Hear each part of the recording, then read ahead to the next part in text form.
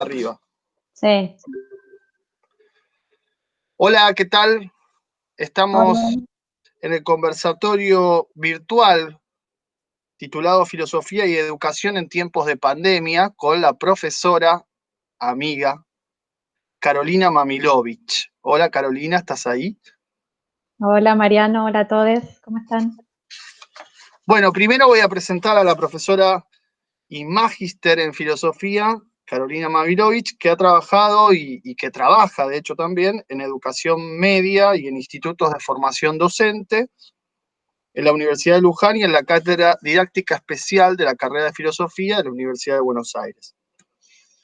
Bueno, su ámbito de especialidad incluye la filosofía de la educación, la didáctica, la cuestión ético-política y el pensamiento contemporáneo. Ha participado en numerosos congresos nacionales e internacionales y ha publicado artículos propios y en colaboración en varias obras colectivas. Pero sobre todas las cosas, Carolina es una gran amiga, compañera de ruta de esto que se llama filosofía, de hace muchos años nos conocemos,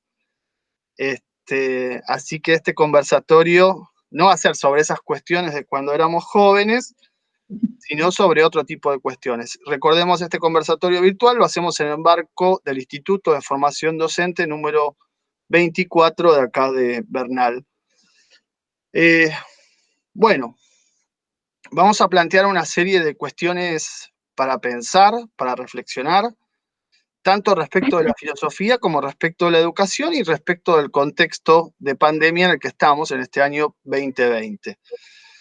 No somos totalmente originales en esto, claramente, porque hay un montón de conversatorios y charlas y cuestiones sobre estos temas, sobre qué hacer, cuál es la receta mágica para la pandemia, pero por lo menos vamos a tratar de aportar, si es que tenemos un granito de arena o una perspectiva distinta, sobre una serie de puntos que nos hemos establecido como aquellos para los cuales pensar distintas cuestiones que nos atraviesan en este contexto, como docentes, como pensadores, como seres humanos, de todas las distintas facetas que uno lleva y no se puede desprender.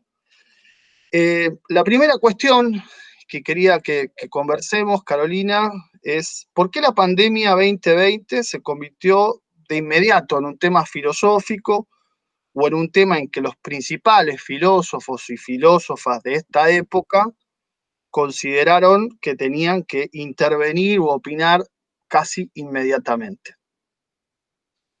Bien, pero en verdad la segunda parte de la pregunta me inquieta más, ¿no? Porque en momentos difíciles, de crisis, hay, ¿no? Desde el sentido común, como una demanda a la figura de la filósofa o del filósofo para que haga un diagnóstico, ¿no? Que haga un análisis acerca de la situación y en alguna medida vislumbre hacia dónde vamos. La demanda está. Curioso es cómo se satisfizo rápidamente esa demanda, ¿no? Y la proliferación de escritos, el nivel de productividad de parte de filósofos y filósofas a mí me llama la verdad la atención, ¿no? Las publicaciones, libros, ¿no? Al mes ya había quienes habían publicado libros, ¿no? En ese sentido, me inquieta un poco, digamos, bueno, ¿qué apuro hay, ¿no? Por responder, explicar. Entiendo la otro lado, me sorprende eso, ¿no? La velocidad por responder, por explicar. Y en ese sentido, me preguntaba si la situación de confinamiento, producto de la pandemia, no daba cuenta de un confinamiento previo de algunos filósofos y filósofas, ¿no? De una situación siempre como de reparo, de resguardo, de distancia, ¿no? Para no contaminarse con las impurezas de lo mundano. Entonces el filósofo, la filósofa se resguarda y desde allí produce, escribe, y entonces el confinamiento vino como a reforzar esa situación, ¿no? Y a sostenerla y a reproducirla y como a producir sin culpa, ¿no? Sin intermitencia de otras cuestiones que a veces quien se dedica a la filosofía la hace porque, bueno, necesita comer. Entonces, bueno, no estaba como esa preocupación y, bueno, toda la carne al asador con la producción intelectual. Entonces, eso, por un lado, lo veo. Y por otro lado, también, ¿no? Bueno, subirse a esa demanda de productividad que muchas veces se cuestiona, ¿no? Desde, bueno, el propio Byung-Chul Han, ¿no? Hablando del rendimiento, de la exigencia, de los niveles que se exigen para seguir en carrera, y sin embargo, no, también, ¿no? Él no deja de producir, de publicar. Entonces, como me parece que muchas se estuvieron como esa vorágine, eh, en alguna medida, a veces voluntariamente, a veces supongo por exigencias editoriales, no sé. Y también asumo que en otros casos, por una necesidad de denunciar, de llevar la voz, ¿no? De tener presencia, ¿no? Ante tanta falta, ante la ausencia en algunos espacios, me parece que también puede ser de ese orden, ¿no? De estar presente. Y entonces, bueno, desde la filosofía se está presente a través de la palabra, a través de la escritura. Y entonces a veces, bueno, puedo pensar también que hubo esa intención, ¿no? de suplir esos vacíos, bueno, con la escritura y con la palabra. Lo pienso por ahí, igual no es algo que lo tenga muy en claro, ¿no? Asumo, pero sí es cierto, estaba leyendo que, por ejemplo, hubo mucha producción académica, pero hubo mucha diferencia en cuestiones de género, hubo más producción ¿no? De académicos y menos de académicas, ¿no? Eso habla del contexto. He observado también que hubo mucha producción más de filosofía o del pensamiento, de sociología, ¿no? De humanidades en general, y menos producción escrita sobre temas de educación. Sí, hubo algunos dossiers, hubo conversatorios, pero en términos, ¿no? de libros, he visto que se ha publicado más sobre una reflexión más filosófica y menos, ¿no? Sobre la cuestión educativa. Eso también es interesante para pensar, ¿no? Esa diferencia. Me parece que sí, lo que hay es como una recolección de narrativas, de experiencias, quizás, digamos, habría que esperar más tiempo para que eso después se lleve a una publicación, ¿no? Sí, Pero sí, sí. sí, claramente, digamos, hay varias cosas de las que decís que me gustaría que enfatizar o simplemente extraer algunas ideas más también. Por un lado, aparece como una demanda, ¿no? O sea, pareciera ser que la cuestión de las humanidades y también de la filosofía es parte de un contexto de crisis terrible, quizás que en el mismo momento que se está dando como crisis, surge esta cuestión de, bueno, ¿y ahora qué pasa? ¿No? Y la discusión entre los grandes filósofos del momento, se cae el capitalismo, se empeoran las condiciones capitalistas y ese tipo de cosas. Pareciera ser que hay como una demanda, una necesidad de reflexión, pero lo raro de todo esto es que fue casi al mismo tiempo en que se desataba la pandemia, ¿no? Es casi como el vértigo de estar reflexionando sobre lo que está ocurriendo transitivamente, bien en transitivo. Eh, y por otro lado, vos tomás la figura ahí del filósofo como que está recluido, que se va a la torre con libros o a la montaña, ¿no? Lejos del mundo, a pensar y después baja cual Zaratustra para revelarle a la gente que no entiende nada lo que hay que pensar. Eh, yo tuve una curiosidad cuando se desató. Indudablemente no podemos dimensionar algo que todavía está ocurriendo. Esto está claro, me parece que es muy difícil saber qué va a pasar, si el capitalismo se va a caer, si se va a reforzar más la desigualdad. Tengo la curiosidad de la palabra pandemia. La palabra pandemia, la busqué justamente, tiene un prefijo, el prefijo pan, que es muy filosófico, ¿no? El panóptico de Foucault, el ideal pansófico de Comenio, ¿no? Entonces, y ese pan lo que nos da es una sensación de todos estamos interpelados por la pandemia. Y un poco ese era el discurso de los medios al comienzo, cuando había que convencer de las medidas de precaución, de la cuarentena, del ASPO y todo ese tipo de cosas. Lo que decían era eh, esto es algo que este virus no discrimina, puede afectar a cualquiera por igual. Eso se decía en un comienzo.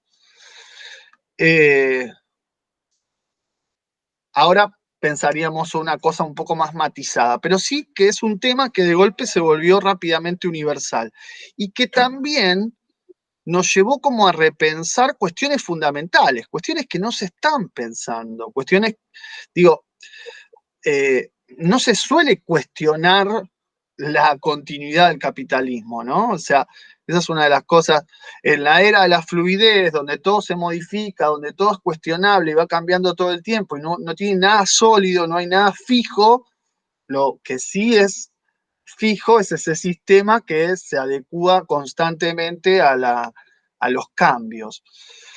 Y entonces de golpe se abre ahí una crisis en el sentido de oportunidad para pensar algo diferente. Pero me parece que como bien coincido con vos totalmente en esto de, bueno, está el negocio editorial, están las producciones académicas, está la cuestión de género que la charlamos después, que es muy importante, eh, y está esta cuestión, digamos, de filósofos que son también no voy a decir youtubers, ¿no? Pero que tienen una cuestión de la fama como incorporada a su propio quehacer, ¿no? Y algunos de ellos, no vamos a dar nombres acá porque no somos ni denunciantes, ni buchones, ni nada por el estilo, pero algunos de ellos han quedado como pegados a determinadas opiniones rápidamente por esta cuestión de tener que estar, que es una lógica de los medios, ¿no? Tener que estar dando una declaración resonante en todo momento. Pero bueno, digo, esa producción afectará, llegará, tendrá un sentido para las masas, eso no lo podemos saber ahora. Sí sabemos que hay una crisis existencial y sí sabemos que hay un sacudón de muchos cimientos de la temporalidad, por ejemplo, al estar de la espacialidad también, ¿no? Totalmente. Sí, totalmente. Sí. Que bueno, habrá que ver cómo decantan, no nos vamos acá a hacer pronósticos de esto va a pasar, pero indudablemente alguna transformación que quizás nos cueste tiempo también ver esa decantación para ver cómo se transforma, me parece que está en juego en todo esto. Totalmente, sí. Yo pensaba, también lo sorprendente es que muchas tenían que ver con confirmar teorías previas. Yo lo que no vi en las producciones es nuevas preguntas, como demorarse a decir, esto nos está como, ¿no? Esta situación de crisis global, reflexionar sobre muchas cuestiones. Bueno, a ver, ¿qué aparece de novedoso, al menos en términos de interrogación? Lo que uno vio realmente es, bueno, lo que yo venía diciendo, ¿no? Una cuestión de autoconfirmación, ¿no? De propias teorías. Entonces, bueno, eso es sorprendente desde la filosofía, ¿no? Esa educación. Es decir, bueno, claro, cuando en en realidad lo que está pasando es justamente lo contrario, que nadie tiene certezas ni afirmaciones y que lo que está pasando está generando un nivel de corrosión sobre las certezas previas que lleva a la negación y a tener que reafirmar lo que decían antes como para confirmar y seguir vendiendo sus libros, si vos querés. Pero bueno, eso digo, a mí me parece que justamente lo que trae esta época son más preguntas, pero preguntas con una vivacidad, con una fuerza que si no nos sacudimos ahora, no nos sacudimos más, ¿no? Me parece. El nivel de Sí, indolencia también es muy fuerte. sí, totalmente.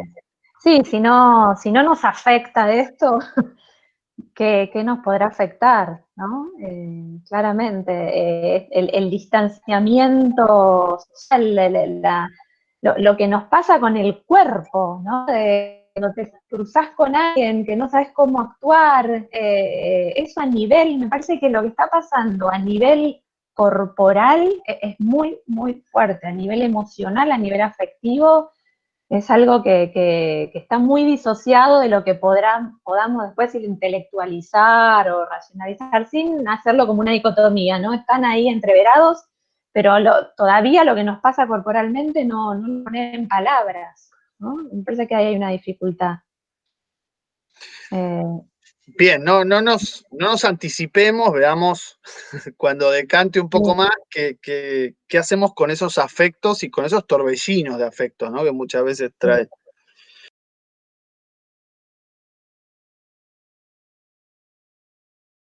Segunda cuestión para plantear, ¿cómo afectó la pandemia a la educación o al sistema educativo en general?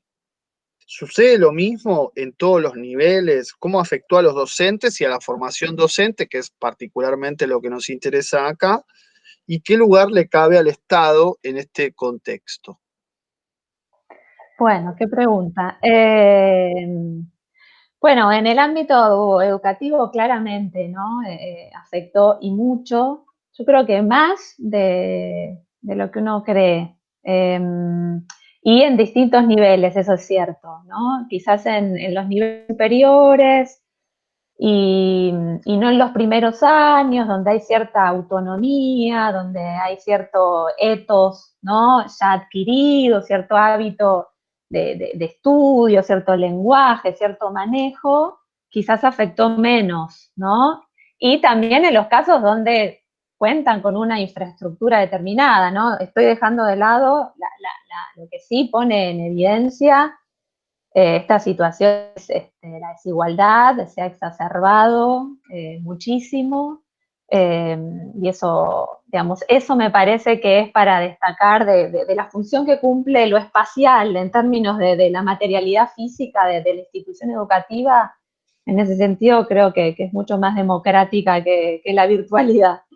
Pero bueno, eso lo podemos hablar después. Pero, digamos, en situación donde hay cierta infraestructura, hay conectividad, hay alguna computadora, algún dispositivo, sí haría la distinción por niveles, ¿no? Entonces, en el nivel superior es una cosa, y claramente ha afectado muchísimo en el secundario, en la primaria y en el nivel inicial.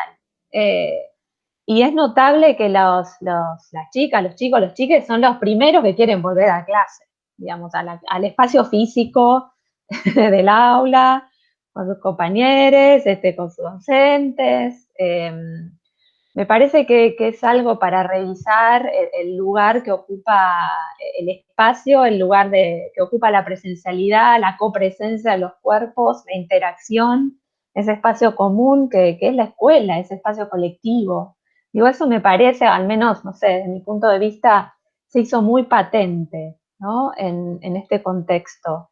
Revisar cómo entendemos lo escolar, qué hace que una escuela sea una escuela, porque, digamos, hubo grandes esfuerzos, y los hay, de muchos profesores y profesoras por hacer lo imposible, por mantener la continuidad, y eso es muy loable, eso es evidente.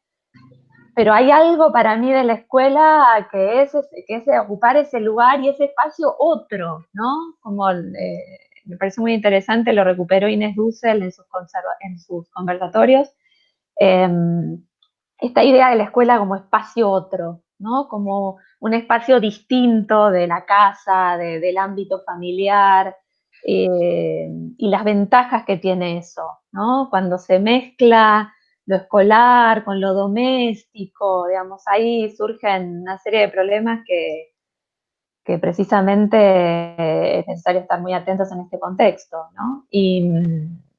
Y entonces me parece que ha afectado muchísimo, obviamente a los que no pudieron tener continuidad, porque hay quienes no tuvieron clase por distintos motivos, o sea, perdieron el contacto, el vínculo, ¿sí? El lazo.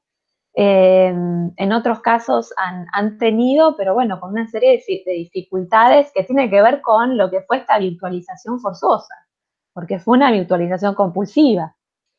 Y entonces, bueno, en emergencia y a las apuradas, pasar, digamos, lo que se hacía presencial al entorno digital y con todas las dificultades que eso trae, ¿no? Porque tiene su lógica también el ámbito digital y su modalidad y su tiempo que requiere para pensar y diseñar actividades y contenidos que tengan un sentido en el entorno digital que no lo tienen en la presencialidad. Y bueno, y todo eso requiere de mucho tiempo, ¿no? Previo, que es lo que faltaba. Entonces, en ese sentido, me parece que, bueno, otra vez, destaco todo el esfuerzo que se hace, pero bueno, con muchas dificultades, ¿no? Y en ese sentido sí me parece que es interesante valorar ahora, ¿no? Lo que hacemos ante la falta, ante la ausencia, valorar lo que antes está, ¿no? Y precisamente a veces ante las demandas del homeschooling, ¿no? Como esta mirada tecnocrática que tiene un discurso de exacerbar las ventajas, ¿no? Exclusivamente de la educación a distancia o en entornos de aprendizaje virtual, bueno, veamos también que hay luces y hay sombras, ¿no? Tiene sus ventajas, pero también presenta sus desventajas. Y en ese sentido, lo último, ¿no? Me parece que hay que hacer también una revisión de cómo estamos pensando el espacio, ¿no? En términos del espacio físico, que viene muy cargado como de la línea Foucaultiana de pensarlo solo como un espacio disciplinario, de domesticación de los cuerpos. No, bueno, pensemos también que el espacio potencia otras cuestiones y no niego que está la vertiente disciplinadora y normalizadora, eso sigue estando y sigue operando. Pero también hay algo que potencia esa reunión y ese encuentro que me parece que ahora ante la falta uno lo advierte, ¿no? Sí, claro.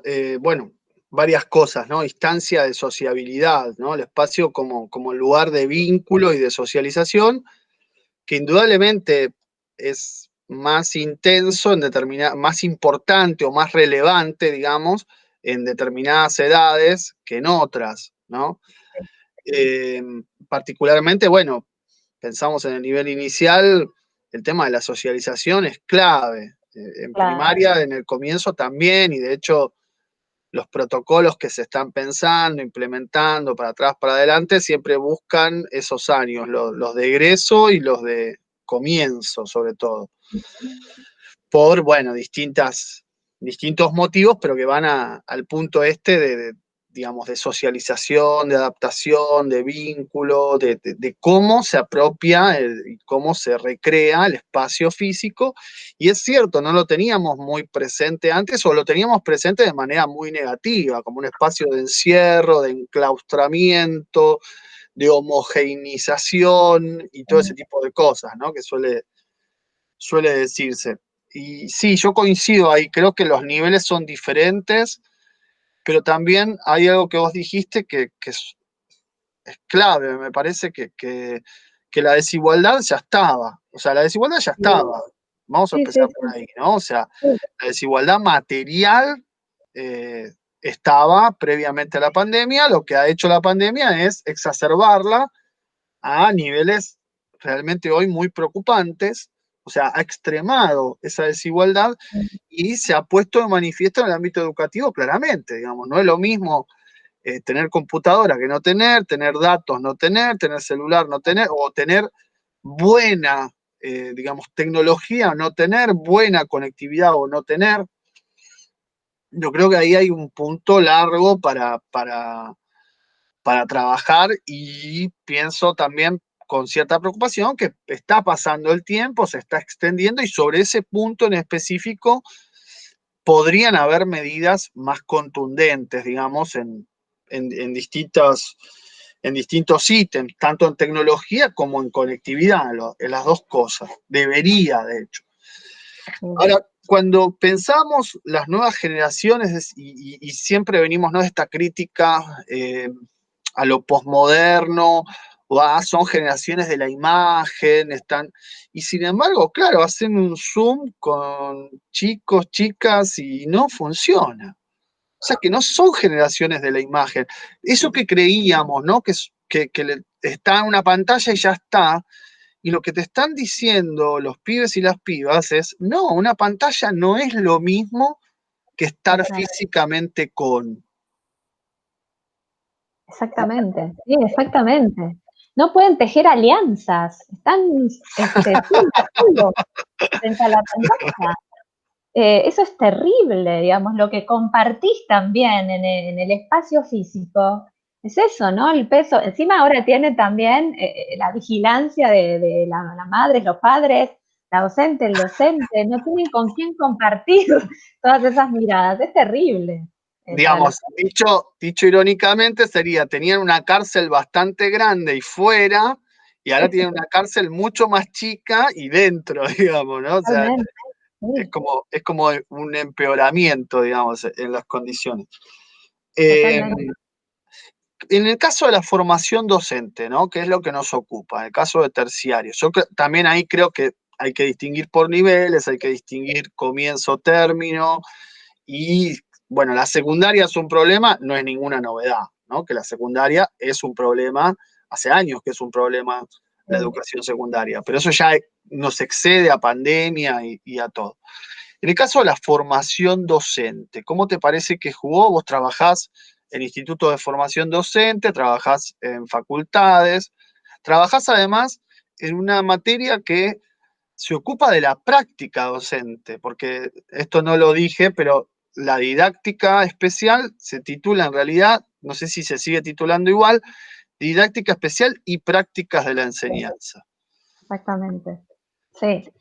Sí, bueno, ahí la verdad que es una serie de discusiones y un ámbito, la verdad, la de la práctica fue un ámbito de disputa importante, porque precisamente una cuestión es incorporar las herramientas digitales, ¿no? Incorporar en la enseñanza herramientas digitales, ¿no? Eso es una cuestión.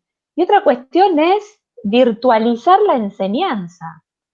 Entonces, en este contexto, digamos, desde la formación no estábamos enseñando a elaborar un proyecto de educación a distancia, por ejemplo, que es muy distinto que lo que está sucediendo ahora, ¿no? Como hablábamos antes, un proyecto de educación a distancia necesita, como decíamos, mucho tiempo, porque hay que diagramarlo para una plataforma determinada, hay que armar las clases, armar actividades, armar videos, digamos, la multimodalidad es una lógica específica de la educación a distancia. Bueno, todo eso requiere además de un equipo, ¿no?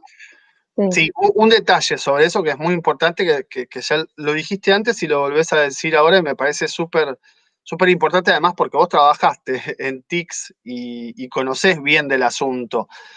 Yo entiendo la distinción. Efectivamente, hablaste hace un momento de una virtualización forzosa, pero también entiendo que la docencia es una actividad muy elástica, muy plástica en algún sentido, y digamos, para plantearlo en estos términos, el docente que no transformó su espacio en un espacio virtual, hoy está naufragado, digamos, se quedó solo. Uh-huh. Es decir, entiendo que no es lo mismo, entiendo que no estaba, ¿cómo se dice?, proyectado, programado, planificado. No estaba planificado, nos toma la pandemia sobre la marcha y sobre la marcha tenemos que resolver un montón de cosas que algunas con mayor facilidad y otras con menor facilidad. Pero digo, si no hubo una transformación del espacio, una transformación de la materia, no digo no es educación a distancia, está bien, pero no es tampoco lo que era antes. Si pretendés que sea lo que eras antes, hoy no podés seguir, digamos, se terminó el año, perdiste los estudiantes, perdiste todo, digamos. Claro, bueno, por eso, como vos me hablabas de formar, digamos, enseñar a enseñar, ¿no? Ujú. Entonces, desde ese punto de vista, bueno, uno tendrá que decir, bueno, yo voy a enseñar a enseñar a distancia. Bueno, eso sería una lógica. Entonces, ahí formás a los futuros y futuras docentes brindándole conocimientos de, bueno, cómo se lleva a cabo una educación a distancia, ¿no? Bueno, eso hubiese requerido replanificar y proyectar otro tipo de formación. Eso no hubo tiempo para hacer, como bien vos decís. Lo que sí se hizo es, bueno, ver cómo en este contexto se podía llevar a cabo la enseñanza y el aprendizaje. En algunos casos se ha observado que lo que se hizo es un traspaso sin previa reflexión del cambio del entorno. Entonces, lo que uno ve es que docentes que daban clases magistrales en el aula presencial, ahora hacen lo mismo en Zoom, ¿no? Digamos, bueno, eso desde alguien que se dedica a la didáctica, bueno, es algo inmediato para subrayar, digamos, eso es lo que no hay que hacer, ¿no? Claro, claro. Claramente. Además, ahí ahora me doy cuenta de que estamos como en registros medio paralelos. O sea, yo me pienso como docente y vos estás pensando como formadora de docentes. Entonces, no es solamente la formación virtual. Vos estás viendo que la formación es para un docente cuya práctica va a ser virtual también. Claro, exactamente. Y fíjate que esto nos pasa porque los de didáctica y las de didáctica no somos los únicos que formamos, ¿no? Claro. Eh, entonces, cada Gracias, docente, gracias por reconocer que nosotros también formamos por en ese sentido. supuesto, por supuesto, lo primero que le decimos es, ya vienen formades, lo que hay que hacer es reflexionar sobre esa formación, ¿no? Somos la mala influencia, nosotros somos las ovejas negras para que ustedes se luzcan En después. tu caso sos una buena influencia, pero hay de todo.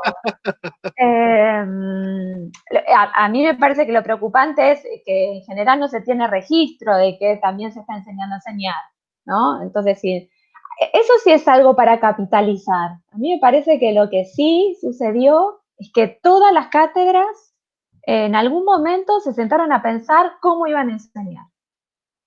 Eso pasó. Sí, sería interesante algo que vos decías antes, que realmente no lo quiero dejar pasar como un dato más, que estaría bueno que ese tipo de cosas de planificación sea un trabajo colectivo, ¿no? O Sí, es sea, cierto. no sé cómo será cada una de las cátedras, generalmente se da mucha libertad de acción y bueno, no hace falta, pero digo, en el profesorado estamos solos haciendo Exactamente. esto. Y Eso lo, iba a marcar una diferencia. Cuando vos decías, yo trabajé lo que fue el proyecto de nuestra escuela, del postítulo, educación a distancia, era un equipo enorme trabajando. claro, Entonces, un equipo se dedicaba solo a diseñar, ¿no? Un módulo. Después había una coordinadora, después había un equipo de tutores, ¿no? Entonces era todo un equipo pensando y sosteniendo un proyecto de educación a distancia. Acá en los institutos de formación docente, bueno, ¿cómo te pasa? Somos este, una docente que tiene que hacer todo. Bueno, claro. es sumamente complicado. Y que después estallan los grupos de WhatsApp, ¿no? Porque están los docentes amigues que nos preguntamos todo y hacemos 20 mensajes. Vos, che, ¿vos qué harías con esto? ¿Cómo lo harías?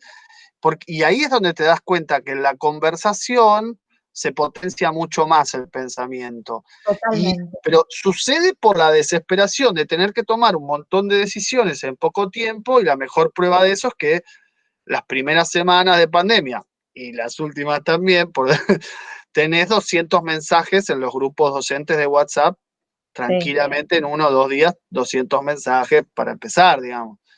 sí, Pero sí, bueno, totalmente. también hay otra cuestión que fue la velocidad, ¿no? La aceleración. La lógica de las redes o de la virtualidad tiene un componente de aceleración, de ansiedad muy fuerte. eh, pero bueno, eso para si querés, para pensarlo después más en los pros y los contra o en luces y Sí, sombras de este contexto. sí, algo Quizás, que quería agregar breve, sí, respecto de para enseñar en este contexto, necesitas cruzar los contenidos pedagógicos, los curriculares y los tecnológicos. Entonces, claro. esa es la dificultad de cómo haces ese cruce para que sea fecundo, ¿no? Entonces, bueno, ahí se requieren de estos tres tipos de conocimiento, que en algunos Sí, casos... y que además hay que trabajar el entrelazamiento de los tres conocimientos, ¿no? Porque también pareciera que la cuestión, esto ha pasado, que caja de herramientas virtuales, ¿no? Entonces te mandan un link, bueno, acá tenés un tutorial, acá tenés un video, acá tenés una charla, acá tenés un especialista, como si todo fuera instrumental y utilizable. Y la verdad es que esas cosas estaría bueno aprenderlas con tiempo, porque además uno con tiempo le va descubriendo sus...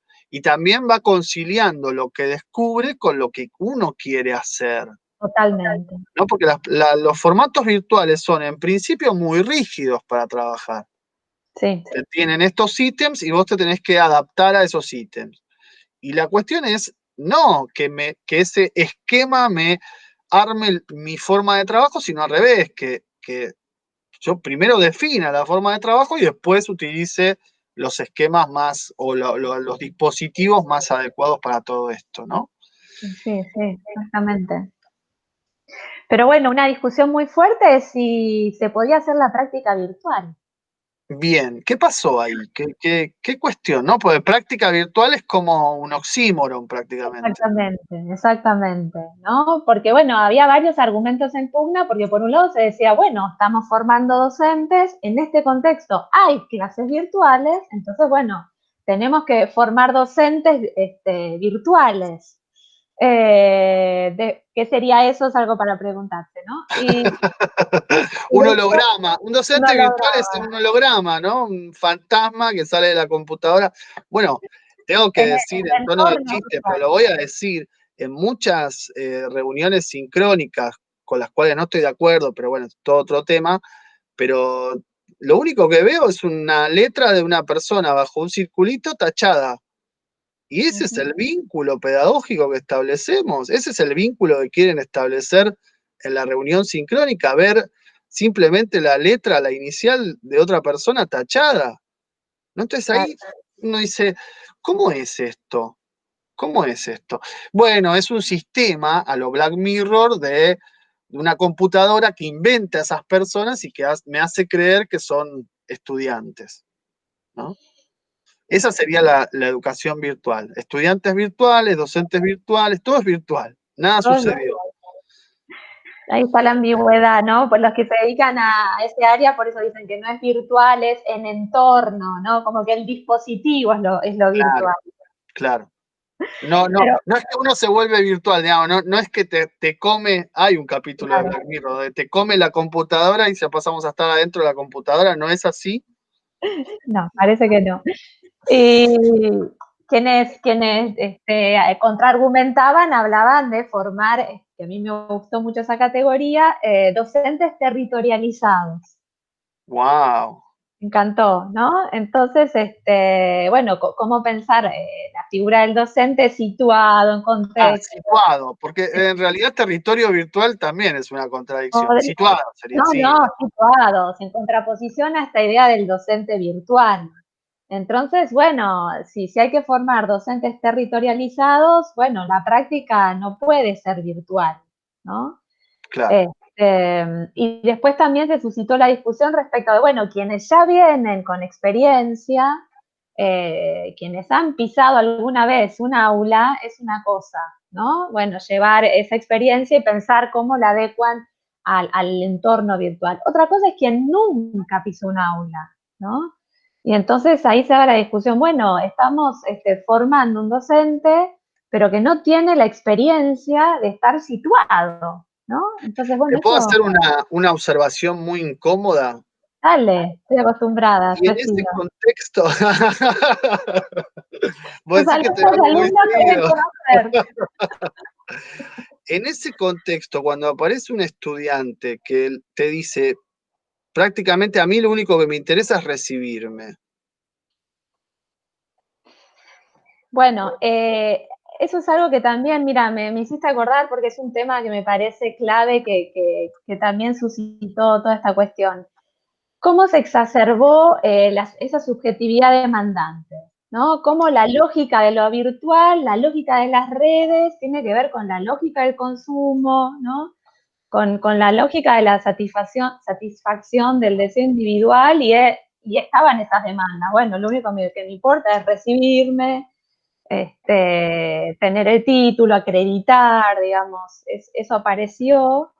Pero bueno, se trató de argumentar y de persuadir bueno, que eso no era lo mejor, que lo mejor era esperar un cuatrimestre.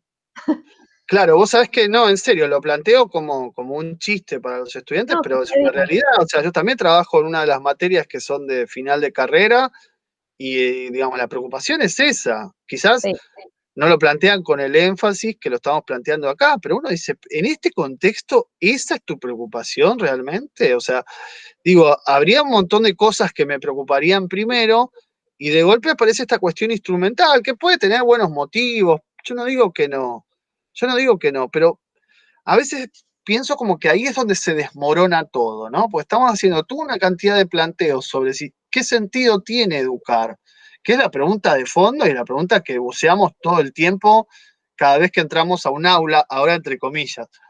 Pero ¿qué sentido tiene educar? ¿Tiene sentido educar? Y de golpe lo único que importa es recibirse. Entonces ahí uno siente como que se desmorona toda esta cosa construida, cuidada, alimentada durante tanto tiempo en el sentido de, che, ojo, no sos una persona cualquiera. Un educador no es un total, agente social cualquiera. Y sí, totalmente. y la víctima demandante también yo lo asocio con mucho casi de oficio de mal estudiante, pero como incorporado al oficio de estudiante. Pero digo mal estudiante porque yo me siento estudiante todavía. Yo Sí, siento que hay que estudiar todo el tiempo, y no por nerd ni por nada, sino por una cuestión de que si no te secás y nada, y no, es horrible la persona que no está aprendiendo todo el tiempo. Eh, y el oficio de estudiante es que lo primero es quejarse, ¿no? Es decir, todo es queja. Todo es que, pero esto está mal, ¿y qué pasa si no hay conexión? ¿Y qué pasa si la conexión falla?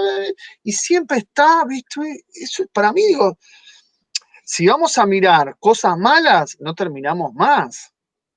No sí, sí, terminamos más. O sea, y ahí es donde vos decías lo de la víctima demandante. ¿No? O sea, y siempre el planteo es tu problema, o sea, mi problema es tu problema, resolvémelo. sí, Y sí, no, loco, hay que crecer. Digamos, la pandemia la pasamos todos, ¿eh? No la pasa solamente el estudiante de X carrera. La pasamos todos la pandemia. Parece que sí, se sí. olvida un poco eso también. Sí, sí, sí, exacerba ese individualismo que ya está, como hablábamos antes, ¿no? La desigualdad ya está, el individualismo ya está, pero me parece que la lógica del entorno virtual lo exacerba o lo habilita, ¿no? También como esta lógica de la cancelación, ¿no? La cultura de la cancelación que también es propia de las redes, me muteo, me apago, ¿no? O pongo cosas feas en el chat, o dejo el audio prendido y digo algo, ¿no? Agresivo, digamos, eso también se habilitó en el marco de este entorno. Entonces, bueno, ahí también pensar qué está pasando, qué activa, qué desactiva el dispositivo, ¿no? En ese sentido me parece que es interesante para pensarlo, pero esa lógica, sí, de la queja demandante apareció en mucho, ¿no? Y ahí, ahora no me acuerdo en dónde está, pero es muy lindo porque Magellain habla de la distinción entre estudio, ¿no? Como dedicar al estudio, a la lectura, demorarse, ¿no? Desmenuzar los temas y eso requiere de tiempo, de la cuestión más utilitaria de quizás me hago un cursito de un idioma y me lo hago virtual porque es algo, ¿no? Más técnico que puedo incorporar ciertos tips y bueno, y más o menos puedo desempeñarme y comunicarme, ¿no? Eso es una cuestión que quizás es mucho más eficaz hacerla de manera virtual. Sí, Ahora, perdón. Ahí hay también, de hecho, creo que lo hemos charlado con muchos docentes, el tema de en cierto momento, cuando esto empieza, cuando la pandemia empieza, hubo como cierta subestimación al formato virtual, ¿no? Como decir, bueno, me anoto en esto, me anoto en lo otro, me anoto en aquello, como si, digamos, ahora que estoy en mi casa tengo tiempo para todo. Y en realidad, todo, porque lo que me puedan ofrecer no es demasiado serio, no es demasiado exigente, ¿entendés? No me va a llevar, ¿no? Y hay como una idea de, se, por un lado, la calidad se decae, se desinfla, se devalúa, y por otro, aumentamos cantidad y eso, bueno, digo, en la proliferación de cursos, todo el tiempo hay cursos de formación docente, ¿no? Como si eso fuera que nos va a mejorar. Pero claro, entra la lógica esta del consumo, de querer llenar, cursos, cursos, cursos, y también una instrumentalización, ¿no? En ese punto. Pero me parece que es parte de esta misma lógica que vos decís de individualismo y de consumo. La pregunta por ahí que nos quedó medio picando es qué lugar le cabe al Estado en este contexto. Si bien sale un poquito de lo educativo, me parece que es importante, ¿no? sí, ahí la verdad que me parece que nos lleva a revisar, ¿no? Y a repensar la figura del Estado, que igual es una discusión que ya se viene teniendo, pero bueno, cómo estamos pensando el Estado, ¿no? Muchas veces también desde la crítica es la crítica al aparato represivo de Estado, ¿no? Al Estado policíaco, al Estado controlador. Pero me parece que al menos en nuestro país vimos también otra faceta. Rita Segato habló como del Estado materno, ¿no? No sé, esa teoría es rara, pero en otros idiomas hay maneras de nombrarlo también vinculado a la figura materna. Bueno, Eh, porque ella plantea si la mujer quedó confinada en el espacio doméstico, hay que domesticar en el sentido de llevar lo doméstico a la esfera pública, a lo común. claro, el cuidado, ¿no? Ahí está, el Estado materno es un Estado que cuida, ¿no? Claro. Exactamente. Entonces, en ese sentido, me parece que en nuestro país se priorizó eso, ¿no? Un Estado que no optó por el darwinismo social, por ¿no? la supervivencia del más apto, sino por cuidar.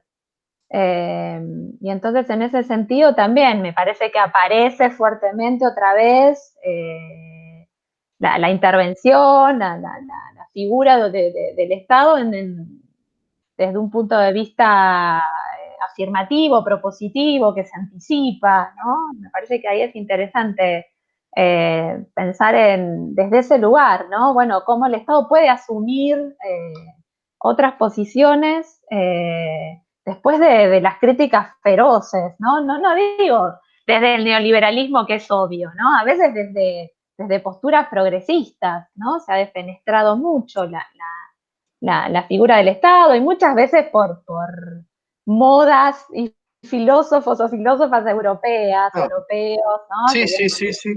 anti-Estado, pero Como bueno, si que el Estado fuera solamente aparatos represivos, digamos, ¿no? exactamente, Y nosotros estamos en un espacio educativo y somos agentes del Estado. ¿Y eso qué? totalmente, ¿Lo olvidamos? exactamente, sí, sí, totalmente, ¿no? Entonces, bueno, el Estado puede asumir otro tipo de agencias, otro tipo de intervenciones y que me parece que es válido subrayarlas. Entonces, en ese sentido, ahí no sé, por ejemplo, respecto de toda la cuestión que hubo en la elaboración de los cuadernillos, yo sé que ahí hubo disputas internas respecto de, bueno, no se atendió a las idiosincrasias de los determinados lugares, y entonces quizás haberle dado más lugar a algunos movimientos sociales en la participación de esa elaboración y de esa puesta en marcha, quizás hubiese sido interesante, eso habría que ver, no sé ahí qué pasó. Pero bueno, me parece que desde el Estado se tomó una iniciativa con los programas de televisión, de radio, con la elaboración de los cuadernillos. Digamos, es un Estado que dijo presente en ese sentido. Sí, Entonces, claramente yo igualmente lo pensaba en términos de la diferencia de cuál es el sentido del Estado neoliberal, que es el de consagrar los negocios de una minoría. No me imagino un gobierno neoliberal sosteniendo como lo hace este tipo de gobiernos mal llamados o bien llamados populistas, depende qué connotación se le dé. También tengo la sensación, pero sin caer en un discurso de izquierda abstracta, que hay la intención de sostener en medio de una crisis, es una intención, digamos, es una buena intención, pero que es algo que nunca alcanza, ¿no? Y me parece que en educación se ve mucho eso. Es decir, la desigualdad tecnológica, la desigualdad de conectividad de la que hablábamos hace un rato, es una situación fáctica muy compleja, que es una lástima que programas tan valiosos como el Conectar Igualdad no se hubiera mantenido, no se hubiera continuado, y se hubiera actualizado, porque eso hubiera permitido otro tipo de conectividad.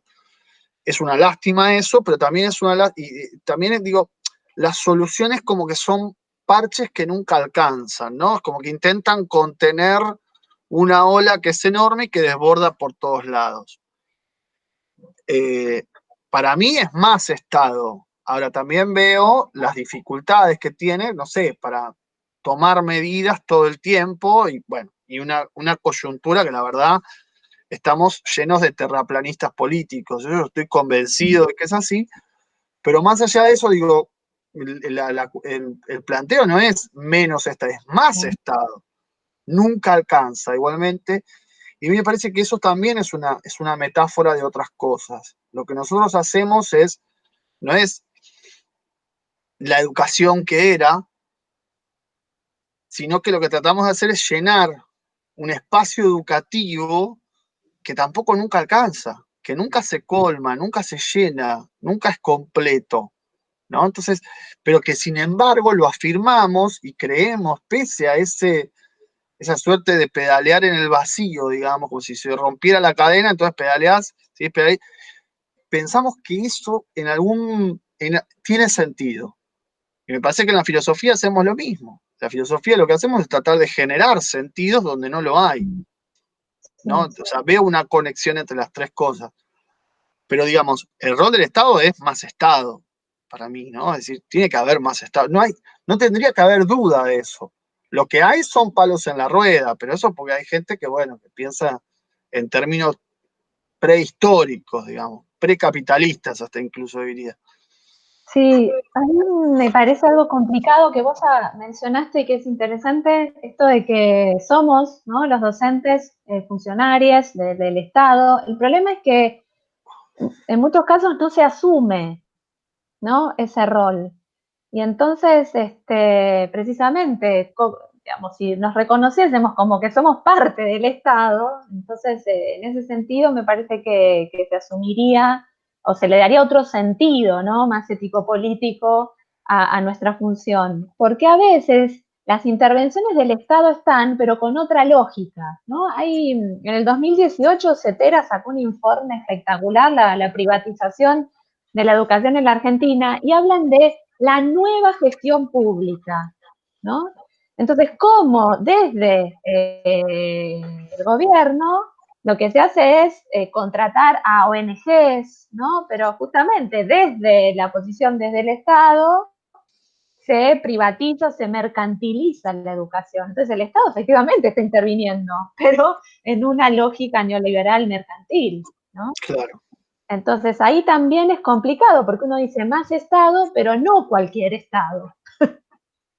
Entonces Sí, yo quiero sí. un Estado materno, como decía ese gato, quiero un Estado que cuide, quiero un Estado popular, quiero un Estado que piense en una educación más igualitaria, con inclusión, digamos, ese Estado quiero, ¿no? Sí, yo también entiendo que esta cuestión que vos decís del posicionamiento docente más apolítico, ¿no? No anti, sí, en realidad es anti y es apolítico, es las dos cosas. Me parece que eso es una ficción que se ha construido en las últimas décadas como una manera de garantizar una neutralidad que no tienen, ¿no? Esto lo digo siempre al profesorado, no tengo ningún problema en decir, es mucho más ideológica la educación de aquellos docentes que se dicen no ideológicos que la que uno puede hacer bajando línea claramente ideológica. Sí.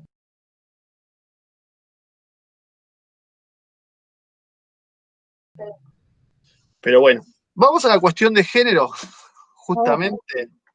La pregunta acá es si la pandemia hizo más visible la cuestión de género, la violencia de género,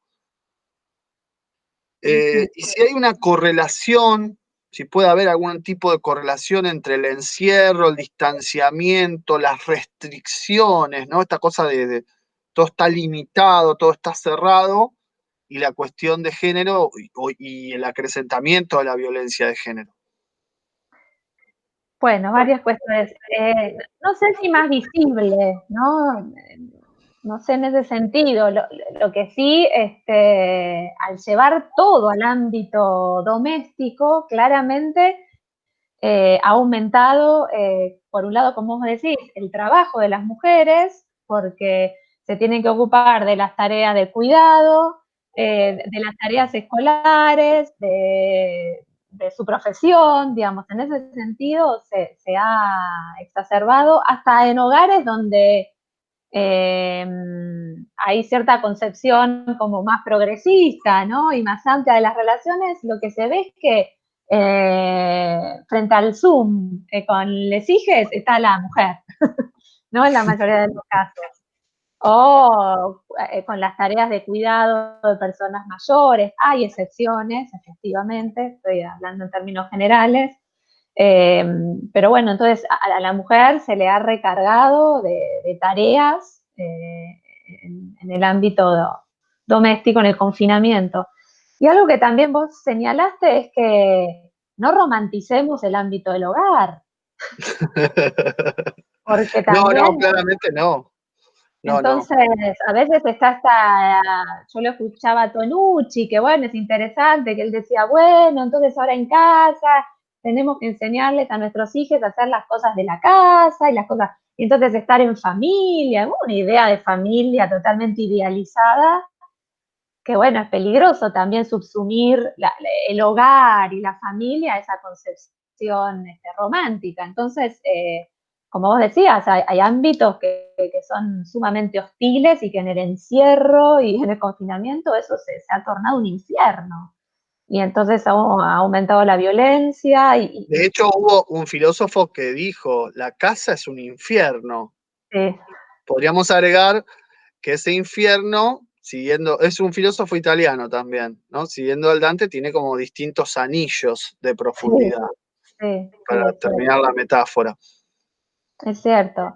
Y entonces, claro, en este contexto también se dificulta toda la lógica de redes que muchas veces se arma, bueno, producto también de los miedos y del miedo al contagio. Y entonces, bueno, la verdad que sí, hay algunos hogares que se han tornado un infierno y que entonces era mejor salir ¿no? Luchar contra este virus invisible que quedarse en el hogar, ¿no? Entonces, sí, realmente, la verdad, situaciones muy, muy complejas para las posiciones feminizadas, si querés, ¿no? No solo para las mujeres, sino para los cuerpos sexuados que en general son vulnerados, ¿no? Y precarizados. Entonces, bueno, sí, este confinamiento, este encierro ha potenciado todas esas violencias, ¿no? Sin Vos duda. mencionabas al comienzo el tema de los estudios académicos, las publicaciones, tienen también un sesgo de género, ¿no? En cantidad. Sí, sí, eso había leído, ¿no? También que en esta situación de confinamiento hay quienes se han podido dedicar a producir y a publicar y son más los varones que las mujeres que han sumado ¿no? a sus tareas comunes, bueno, las del cuidado, pero ahora las 24 horas, Claro. ¿no? Entonces, claro, ahí otra vez, ¿no? Como decíamos antes, las desigualdades previas se exacerban. Ese es el Claro, problema. y se ponen sobre la mesa. Yo había pensado en términos de visibilización, digo, porque el patriarcado no es algo nuevo, el patriarcado es viejo como la humanidad. El punto es si este tipo de cosas acaso no nos iluminan un poco más. En su momento, ahora no veo tantas noticias respecto de violencia de género, pero en su momento, cuando comenzó la pandemia, se visibilizaban bastante, se mostraban los datos y de golpe había crecido estadísticamente la violencia de género. Ahora, bueno, hay quizás más trabajo en ese punto, o quizás no hay cobertura mediática, o hay cobertura en un sentido de que no se muestra, pero el punto es que de nuevo es una desigualdad que obviamente estaba, que se potencia claramente por estas condiciones particulares, se potencia, se entrecruza con las condiciones materiales también de golpe, y digo, están ahí, si no lo vemos es porque no lo queremos ver. Digo, como docentes que se posicionan, ¿no? Cuando vos decís, bueno, hago el Zoom con mi grupo de chicos y qué sé yo, pero ¿cómo no está la madre poniéndolo al nene ahí para que participe de mi clase? Siempre es la madre el reclamo, ¿no? O sea, de nuevo, y ahí, ¿cómo vos como docente no te preguntás, no te interpelás por la cuestión de género en este punto? Sí, yo me hago la misma pregunta, porque hay muchas anécdotas donde colegas se encierran en el lavadero para poder dar su clase por Zoom, tienen a las niñas encerrados en la habitación gritando, situaciones nefastas, que vos decís, ¿cómo eso no se pone sobre la mesa y se toman otro tipo de decisiones, ¿no? Bueno, de hecho yo propuse hacer como gran negocio, como rejas para encerrar a la familia y poder hacer este tipo de conversatorios. Bueno, eh, pero indudablemente es todo un tema, ¿no? Claramente es todo un tema. Sí, te quería comentar algo. Estaba Sí, leyendo una socióloga, se llama Hochschild, que tiene una categoría que es trabajo emocional. Y ella dice que lo que pasa a veces en la lógica universitaria de las cátedras, que a menudo son las mujeres las que, por ejemplo, contestan los mails, las mujeres las que buscan, ¿no? Bueno, contener, hay una situación, ¿no? Entonces, todo ese trabajo emocional que académicamente no suma nada, ¿no? Tampoco remunerativamente, es todo un trabajo adicional que generalmente lo hacen las mujeres, ¿no?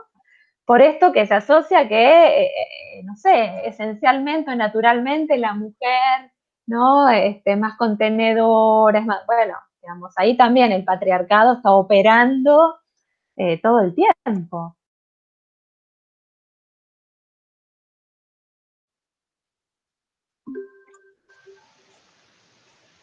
muy bien, continuamos con el siguiente punto. ¿Cuáles serían las luces y cuáles las sombras o lo positivo y lo negativo de la educación virtual o la educación con un entorno virtual? ¿Pensamos sobre ella lo mismo que antes? ¿Y qué no estamos viendo de tal modalidad? ¿Qué te parece? Bien. Bueno, a ver, digamos, ahora la pregunta la respondo en este contexto, ¿no? No es en abstracto, es decir, bueno, ¿qué opino, luces y sombras de la educación virtual en este contexto? Que se hizo, bueno, como decíamos, todo rápido, en emergencia.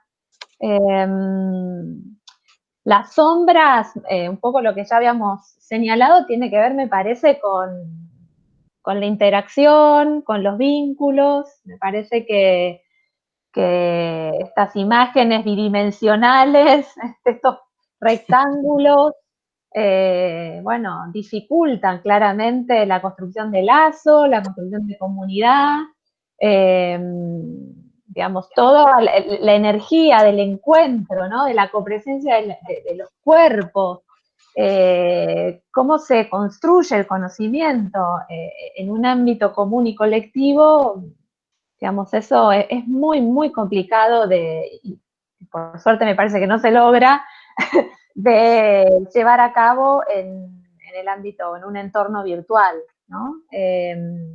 La lógica, yo lo pienso hasta a nivel sensorial, ¿no? Digamos, cómo juegan los sentidos, cómo juega también la performance, ¿no? Digamos, performativamente, cómo el cuerpo también comunica, interactúa, los olores, cómo Sí, rebotan. sí, hay todo un lenguaje gestual, ¿no? También un lenguaje gestual que solo se puede interpretar estando ahí. Uno se da cuenta que las clases virtuales no son las clases reales, el grado de vivencialidad y de energía no es el mismo. Sí. Eso está claro. Y también, por otro lado, algo que hemos aprendido que está mucho en juego, que es el currículum oculto, ¿no?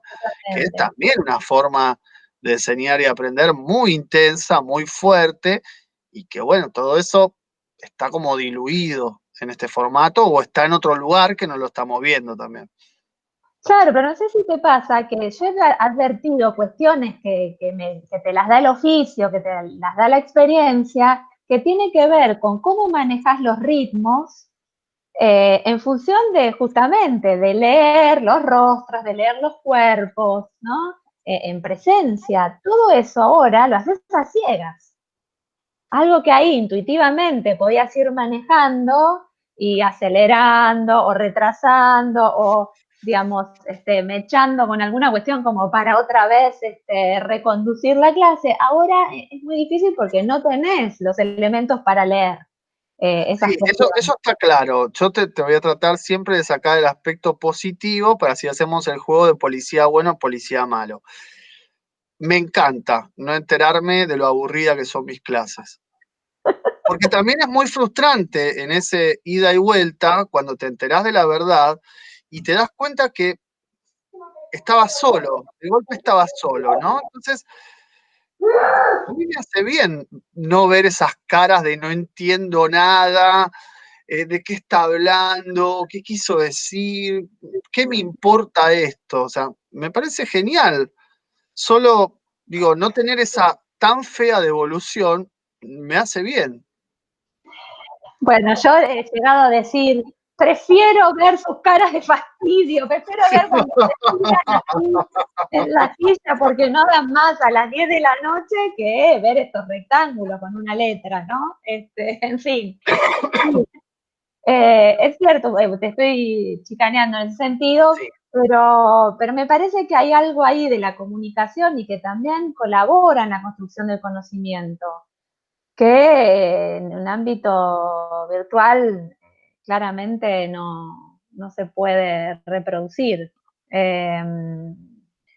Igual partimos ya de esa idea de que no es lo mismo, ¿no? Y que tenemos que tenerlo muy presente a la hora de eh, pensar nuestra propia práctica o reflexionar nuestra propia práctica.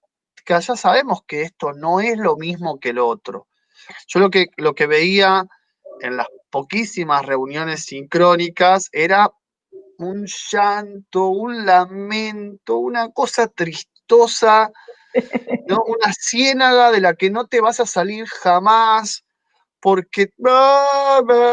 Y entonces dije, la verdad, uno, si como educador se engancha en ese juego, no sale más. No, eso es No verdad. sale más. Entonces preferí decir, bueno, basta, basta de llanto, basta de queja, basta de ese tipo de cosas. Pensemos que no vamos a llenar ese vacío, todo ese afecto enorme que uno, ese sentimiento, esas emociones que uno tiene por los estudiantes, de verlos, de abrazarlos, de tomar mate, de limpiarse los mocos, ¿no? Toda esa alegría, ese sudor en verano, no, no extraño eso. ¿Soy malo porque no extraño eso? No, Sí, no lo estamos extraño, pero no lo voy a lamentar. hablando, no estamos moralizando, ¿eh? No, yo no quiero llegar a la cuestión de buenos y de malos, ¿no? Si eso contribuye o no contribuye al conocimiento, Sí, me parece claro. que en ese sentido, no, moralizar los afectos lejos de mí. No, me parece que sí hay cuestiones afectivas que potencian y otras que despotencian, ¿no? En Bueno, esa, no, yo estaba siendo muy irónico en realidad. ya lo sé. Digo, pero si entramos en extrañar eso, no terminamos más. A mí me parece que hay un dato que es muy interesante de esta educación en un contexto de conexión virtual. Y el dato es que es algo que te decía antes, ¿no? Que me parece que está bueno que alguna vez los docentes que nos creímos o nos creemos o sin darnos cuenta, con cierta omnipotencia, ahora chocamos con un montón de cosas que nos dan cuenta de que lo que hacemos nunca es omnipotencia, pero ni por aproximación, ni siquiera potencia es nada, es una fuercita chiquitita en medio de un universo que se lo devora todo. Digo, eso, asumirlo en este contexto para mí, digo, también se puede negar, ¿eh? Y hay docentes que lo niegan y que no les importa nada y siguen adelante. Pero digo, asumir esta cuestión de hay un vacío que no puedo llenar como punto de partida para pensar la propia práctica, para mí es todo un aprendizaje para los docentes. Es un sacudón tan grande que lo que venías haciendo ya no te sirve y que tenés que hacer algo nuevo, tenés que sacar algo nuevo de la galera, sabiendo incluso de antemano que eso nuevo de la galera que sacás no va a funcionar. Sí, sí, en ese sentido a mí me parece valioso lo que llegó a revisar también las propias planificaciones, los contenidos, este esfuerzo por ver, bueno, a ver qué es lo que voy a priorizar, Te lo qué voy a es. poner, te lo voy a poner en estos términos, bien gráficos, porque se me acaban de ocurrir. Cuando vos estás en el aula, tenés como una suerte de rating obligado, Sí. porque están ahí. No importa si te ponen cara fea, pero están. En cambio, en este formato te lo tenés que ganar el rating, que es una bronca que hace mucho tiempo yo tenía con mis pares docentes, que no hay un trabajo por ganar esa atención, ¿no? Se da por supuesta una curiosidad, un deseo de aprender que no existe, que en la realidad no existe, y que no se tiene que estimular. Bueno, no, es al revés, tenés que ir más atrás, y ahora cuando vos decís, uy, se conectaron 4 de 25, lo tenés en la cara el cachetazo. Sí, sí, es cierto. Sí. Sí, eso sí, sin duda, ¿no? Llevar a revisar las modalidades de enseñanza, los contenidos, los textos que se proponen, todo, ¿no? Llevó exactamente como una reflexión. Y lo que sí tiene de positivo es como, bueno, la multimodalidad que te permite el entorno. Entonces, desde subir un PDF, desde subir un video, desde subir un podcast, desde armar un Padlet, bueno, Bueno, toda esa... bueno, bueno. Pará, porque tanta diversidad ya me perdí, digamos. El podcast y el Padlet no sé qué es. Sé que hay algunas ítems más en las plataformas, pero dame tiempo, dame un par de años para explorar todo eso. Bueno, vos trabajaste con audios, digamos. Bueno, ese sería el podcast. Y el No, Padlet claro, es el claro. mural digital, que a veces se usó Bueno, mucho. pero no hay también ahí, no hubo, sobre todo al principio, una cosa de dónde está la receta mágica. Sí, sí, sí. Es que cuando está la mirada instrumentalizadora es también la receta, ver la herramienta que me va a solucionar. Y bueno, claramente ahí viene la frustración inmediata porque no hay ninguna receta mágica. Quizás Porque transitar esa es como Luis frustración. Núñez, funciona 5 Sí, minutos con suerte, digamos. sí, sí, sí, exactamente. Pero bueno, eso, empezar a explorar nuevas herramientas, otros modos, eso sí es interesante, como que ese sacudón del cual vos hablás.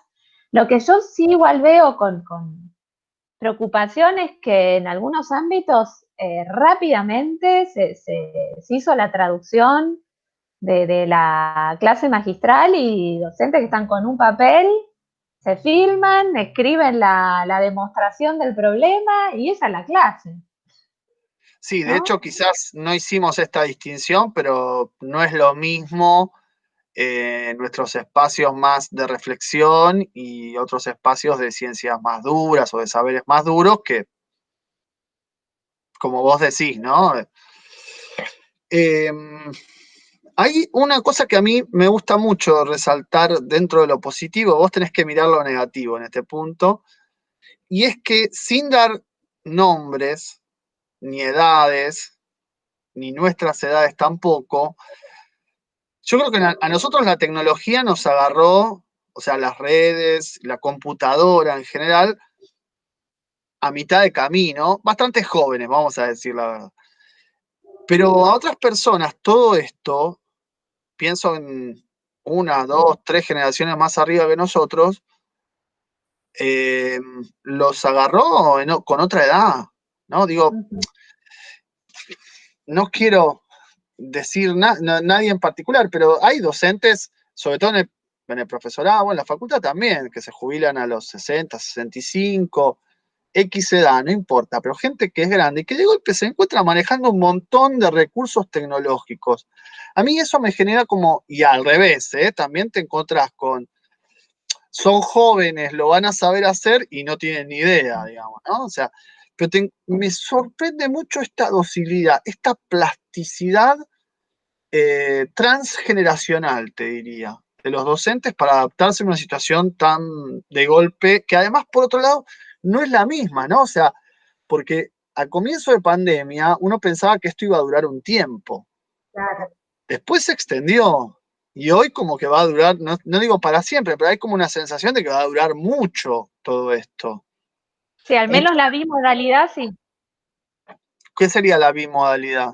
Y una educación mixta, digamos, donde haya presencialidad y virtualidad. Bien. Eso se está hablando mucho.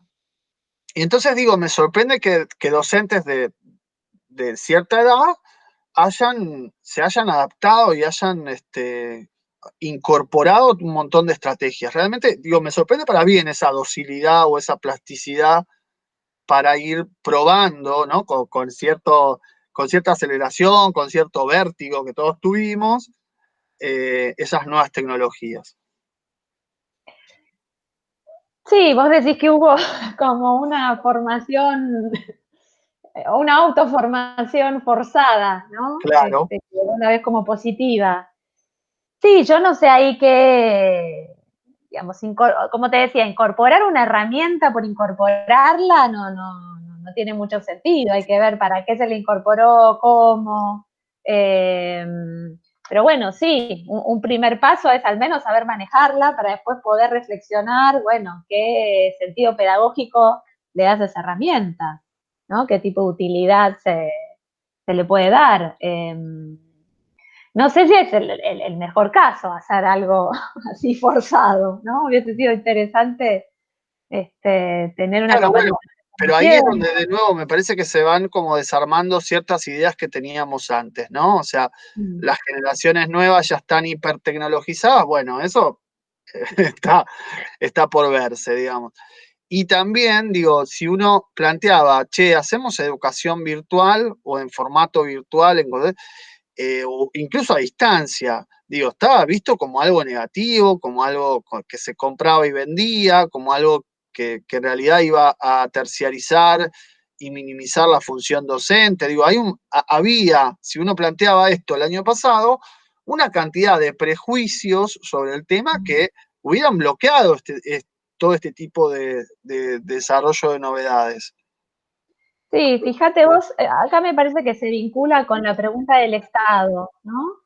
Porque, por ejemplo, el proyecto de nuestra escuela, que era un proyecto de capacitación docente, lo que muchos docentes nos decían era que en algunas provincias no hubiesen tenido posibilidad de capacitarse porque no tenían la infraestructura necesaria ni los recursos humanos como para poder acceder y que en el marco de esa capacitación a distancia podían hacerlo, ¿no? Entonces, en ese sentido, uno dice, bueno, efectivamente es positivo porque se puede llegar a lugares que de otra manera no llegás, ¿no? Pero bueno, eso fue un proyecto, ¿no? Diseñado, pensado, organizado.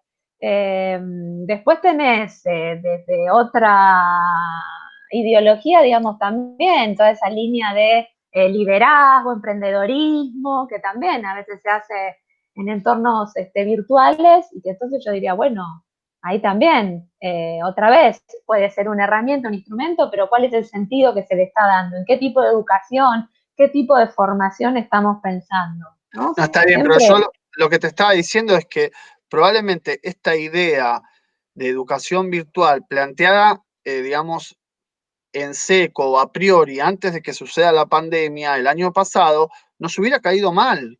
Los sí, gremios es se hubieran cierto. opuesto, los docentes hubiéramos dicho esto es una locura, ¿por qué educación virtual? ¿Cómo? No, o sea, como que, y ese caer mal lo que hubiera hecho es resaltar todo lo negativo, es un comercio, es instrumental, todo lo malo y no poder ver, digamos, estos instrumentos como potenciadores de algo que, como Sí, dijimos, no es la panacea, deja mucha gente afuera. Todo eso no lo olvidamos, pero quiero decir, de pronto nos encontramos valorando positivamente instrumentos, ¿no? Es decir, las redes sociales en sus múltiples formas, que en su momento eran lo que nos aísla, lo que nos desvincula, lo que nos atomiza, individualiza, ahora de golpe aparece como una instancia de socialización. total. Sí, sí, Entonces sí, digo, sí. se van como dando vueltas ciertos mitos o ciertas ideas que estaban muy fuertes. Y pienso que en educación, todo esto de lo virtual, lo a distancia, no estaba bien visto. O sea, podía existir, estaba legitimado en determinado ámbito de especialización, digamos, ¿no? Pero para abajo no. Para Es abajo cierto. estaba visto como algo negativo. Sí, sí, sí, sí, a nivel de posgrado sí, pero para abajo, sí, fíjate lo que pasa con el WhatsApp, digamos, lo más demonizado en las aulas, que era el celular y el WhatsApp, después se tornó en algunos ámbitos el único medio de comunicación y de vínculo. Es cierto eso, sí, sí, eso te lo concedo. Sí, Este, ahí es donde estaría bueno un rol más presente del Estado en la cuestión de los datos, las plataformas, la conectividad, porque si estamos obligados a mantener distanciamiento y a estar confinados, el derecho a la comunicación se juega a través de las redes, ¿no? Entonces, y que ese espacio esté privatizado es algo que debería efectivamente ponerse en discusión, porque ese espacio privatizado es como si vos tuvieras que salir a la puerta de tu casa y pagar peaje para estar en la calle o para estar en una plaza. En ese punto es equiparable. Solo sí, que, claro, vos decís esto y revolución comunista, ¿entendés? Socialismo, se enloquecen, digamos, ¿no? Como que claro, los ultra neoliberales les molesta mucho ese tipo de planteos. sí, sí, para eso hay que pagar. Bueno, y por el lado de los estudiantes, ¿cómo ves, digamos, luces y sombras? ¿Qué podríamos marcar de ese lado, de los y las estudiantes? Mira, yo te iba a comentar justamente que vos hablabas de la brecha digital en función de la dimensión etaria, pero me parece que también lo que apareció es que los estudiantes también se tuvieron que interiorizar y porque en muchos casos hay cierto tipo de manejo de las herramientas, pero otro no estaba, ¿no? Entonces también incorporaron el manejo de algunas herramientas digitales. Eh, yo lo que observo es que en algunos ámbitos hay como un agradecimiento por estar, digamos, Sí, eso, sí, sí, sí. ¿no? Muy fuerte, muy enfático Muy en algunos enfático, me casos. sorprende, sí, como decir, bueno, están, y eso es interesante también, atender a eso. La figura docente ha sido tan denostada en los últimos años que ese reconocimiento me parece que es valioso. En ese sentido, bueno, también el aprendizaje que han tenido y me parece que hay, al menos lo que a mí me devuelven es mucha valorización por algo que antes quizás, ¿no? Como el pez en el agua, estaba ahí, no lo notabas, pero ahora hay como un reclamo de decir, yo elegí la cursada presencial, no me anoté en una carrera virtual, digamos, y empiezan a visorar, bueno, lo valioso de, de ese encuentro y de ese espacio. Me parece que hay ahí también un reconocimiento de lo que pasa en ese espacio físico del aula, ¿no? Al menos eso observo. Y en ese punto yo pensaba también, digamos, tomando un poco la cuestión de la violencia simbólica, ¿no? Porque si bien no es tan claro, pero me parece que hay como algunas situaciones un poco forzadas ¿no? Yo lo dije en todos lados y en todos los cursos y no tengo ningún problema. Estoy en contra de las reuniones sincrónicas, ¿no? Me parece que es como forzar un tiempo que las personas no tienen, ¿no? Utilizar ese tiempo y creo que también me parece que si bien acá hace un rato criticábamos un poco las caras tachadas, ¿no? Las letras tachadas, entiendo que tampoco uno puede exigirles que muestren la cara, ¿no? Me parece que de golpe hay como una cuestión de invasión de espacios, se pierde un poco, es curioso que estamos cada uno confinado, pero también es como que se pierde la privacidad, ¿no? Se pierde y se pierde también el tema hasta ahí tenemos que llegar, o sea, realmente es eso, tenemos que llegar, tenemos que violentar esa cara que no está, o ese lugar, ese entorno que por ahí, por X motivo, no se muestra, ¿no? Me parece que ahí hay como un freno que a veces no ponemos, que es que lo privado es privado también. O sea, digo, las personas también pueden Lo tener, íntimo, ¿no? ¿eh? El ámbito de la intimidad. Claro, claro, Sí. y podemos decir, che, me quiero reservar, que también, digo, nos quejamos de esta lógica de no hay tiempo, de los mensajes van, vienen en cualquier momento del día y no hay días de la semana, o sea, como que todo no se corta, se mantiene todo el tiempo, y después queremos invadir, ¿no? Atarte a un horario determinado y entrar y invadir, quiero ver tú atrás, y no sé, me parece como que eso es como un poco violento, digamos, ¿no? Un poco forzado innecesariamente, porque no creo que eso mejore o, digamos, la relación o el vínculo que se pueda generar a través de lo virtual. Sí, yo creo que, no sé si ha pasado en todos los casos, pero sí que hay como una negociación o en algún punto una conversación previa respecto de, bueno, qué se puede y qué no se puede hacer y buscar ahí el consentimiento. Si no hay acuerdo, si no hay preferencia por lo sincrónico, bueno, no se hace lo sincrónico, digamos, ahí no, yo estoy de acuerdo, no hay que por qué, yo en un ámbito trabajo sincrónico y en otro no hubo acuerdo y no hay, entonces es todo asincrónico. Pero me parece que eso hay que pensarlo de forma situada, ¿no? Hay quienes sí necesitan lo sincrónico. A mí me ha pasado que la demanda de lo sincrónico vino más del profesorado y de grupos que ya tenemos confianza, que ya nos conocemos, que los conozco de primer año. Y Claro. en otras instituciones donde eso no está, no querían lo sincrónico. No sé si ese dato me pasó solo a mí o si fluye, pero no funcionaba, así que no, bueno, no hicimos todas las clases asincrónicas. Pero cuando estaba el pedido, yo traté en ese sentido, de contemplarlo.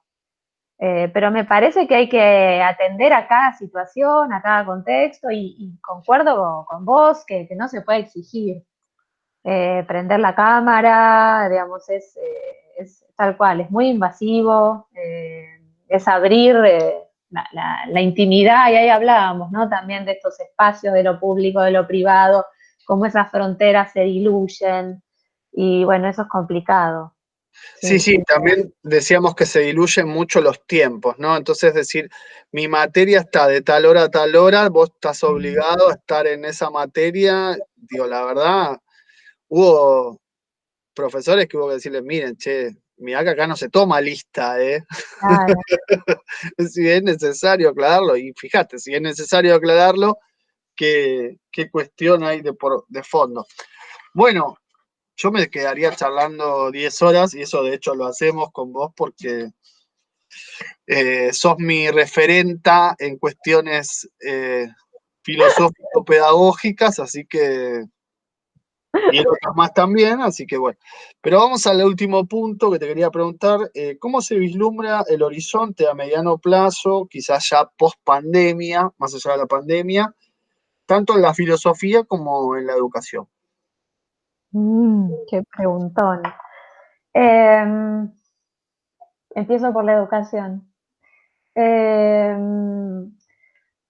por lo que uno oye, lo que va viendo, lo que se vislumbra es esta combinación, ¿no? Como que La bimodalidad, lo que vos sí, decías, la la bimodalidad. bimodalidad, ¿no? En el sentido de que la virtualidad ya llegó, ¿no? El futuro ya llegó y, y llegó para quedarse, hay que ver en qué medida, en qué alcance, cómo, cuándo, pero eso me parece que se instaló por un montón de Digo, motivos. pensándolo un poco dialécticamente, ese aspecto, ¿no? Es decir, si ya sabemos que esto va a continuar y va a continuar así, ¿esto no implicaría que reformulemos y mejoremos en algún punto? Así, porque toda tu objeción al principio era, nadie se esperaba esto, hubo que readaptarlo sobre la marcha. Pero ya estamos sobre la marcha y ya va corriendo la marcha, digo, Sí.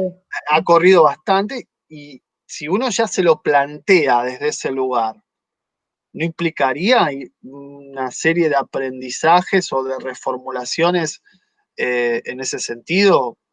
Sí, totalmente. Por eso yo no soy una tecnófoba, ¿no? Yo no estoy en contra de las tecnologías. No, de hecho dabas cursos de TICS, ¿no? ¿Cómo vas a ser una Bueno, tecnófoba? bueno, por eso. Pero sí veo la dificultad justamente de la velocidad y de la emergencia de incorporarlas de manera compulsiva. Ahora, como vos decís, si va a haber tiempo para diseñar y proyectar la incorporación de las TIC, bueno, ahí sí, me parece que es interesante ver cómo, por qué, cuándo, en qué sentido. Entonces ahí sí, me parece que cómo hacer ese entrelazo entre lo pedagógico, lo curricular y lo tecnológico va a ser vital para que adquiera un sentido, ¿no?, más significativo que a veces en la vorágine actual, bueno, se hace lo que se puede, ¿no? Claro, sí, sí, sí, Entonces, bueno, ahí la clave para mí justamente va a estar en priorizar determinados contenidos para sacarle jugo en la presencialidad y a otros en el ámbito virtual.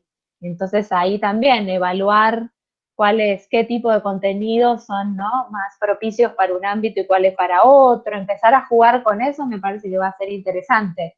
A mí me parece interesante combinar, ¿no? La bimodalidad me parece que puede ser muy interesante. sí, sí, sí, sí, yo creo que también, bueno, cumpliría con esta cuestión de desencerrar, ¿no?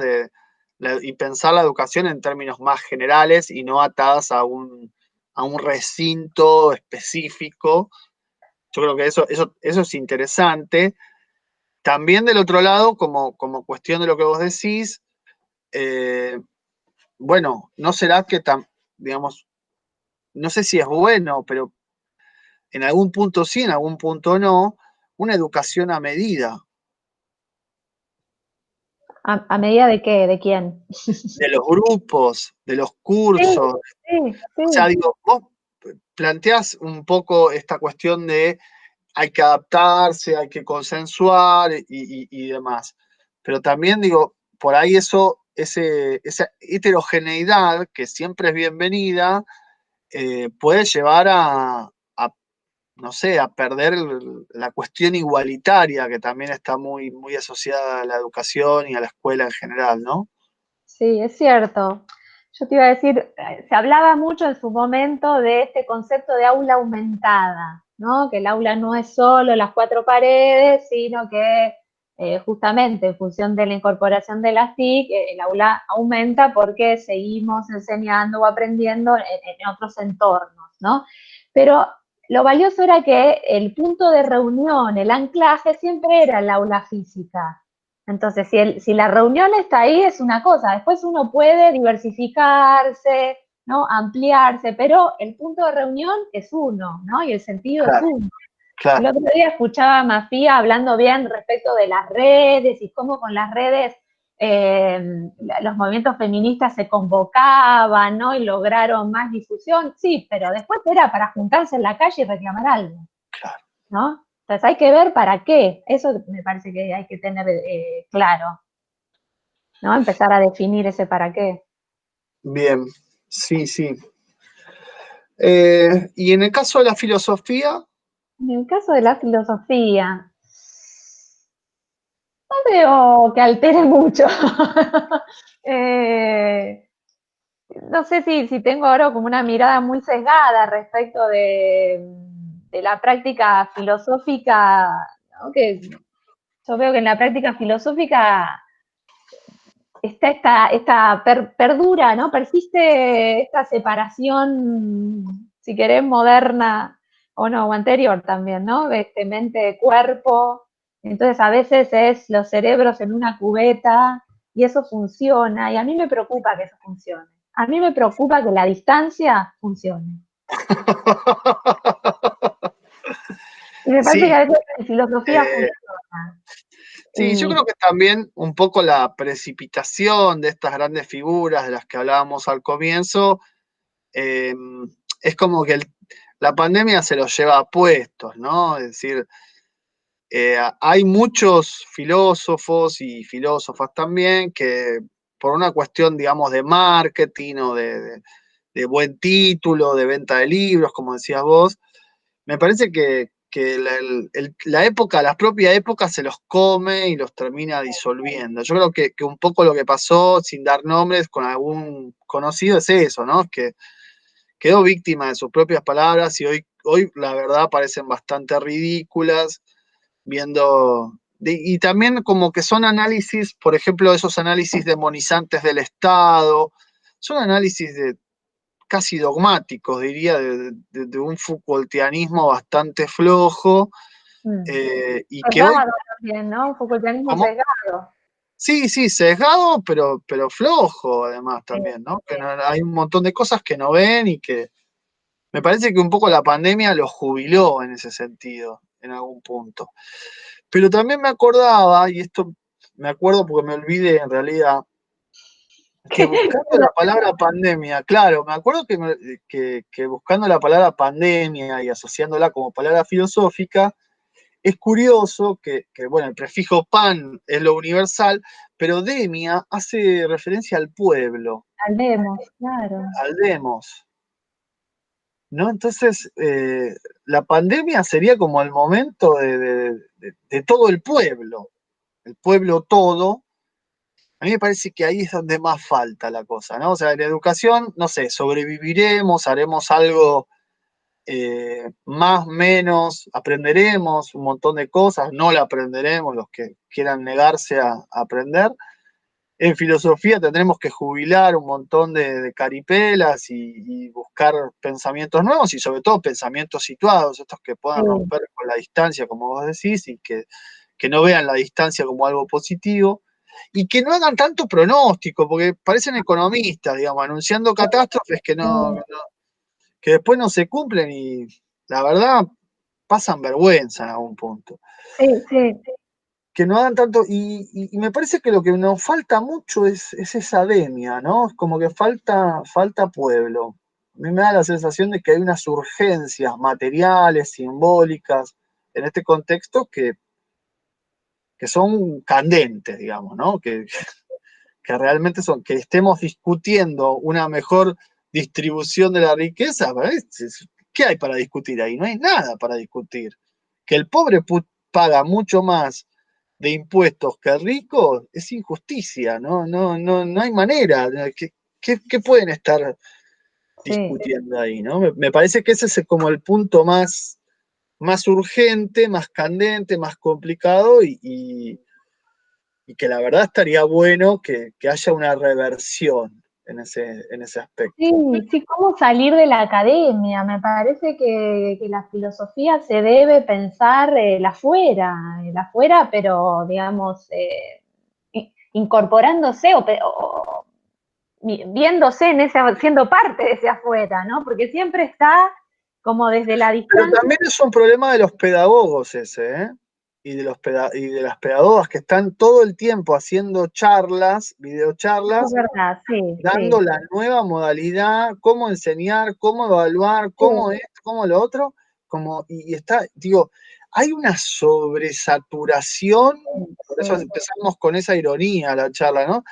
De charlas, no sé si es porque ahora todos circulan por grupos de WhatsApp, pero uno ve todos los días, dos, tres, cuatro cosas, dos, tres, es como una sensación, y también creo que como docentes no podemos dejar que otros nos reflexionen, No, que otros totalmente. nos digan qué tenemos que pensar de nuestras propias prácticas, ¿no? Me parece que eso también es como un gesto de subordinación del docente que dice, bueno, y ahora díganme qué tengo que hacer. No, ¿cómo que a mí? Yo no quiero eso.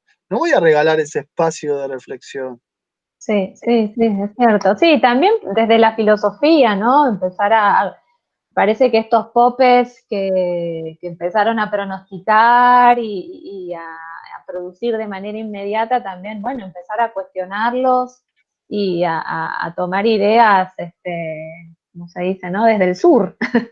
Eh, y sí, ¿no? Empezar a pensar en este nuestro marco, en nuestro contexto, figuras del Estado que tengan que ver con nuestra historia, con nuestras prácticas políticas.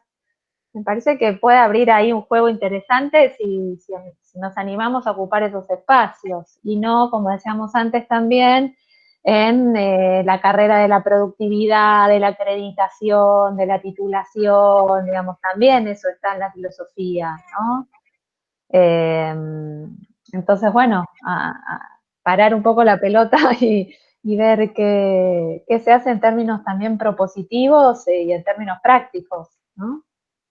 Pero la pregunta es qué hacer, pero no la pregunta macro, ¿no? Sino, bueno, en el inmediato, digamos, como decías, cómo encarar algunas disputas o algunas batallas culturales de las cuales tenemos que formar parte y no somos ajenos. No sé, veo, ojalá vaya por ahí la filosofía, quiera transitar por ahí. Bueno, Caro, muchas gracias Bueno, por tu gracias a vos. tiempo. Un placer, realmente. Estas charlas, que igual les cuento, las tenemos siempre, pero nunca tan organizadas como en este caso. No, no, dos rectangulitos. Bueno, te mando un abrazo. Un abrazo grande. Gracias, gracias por la invitación. La verdad que me gustó mucho, ojalá que sea fructífero.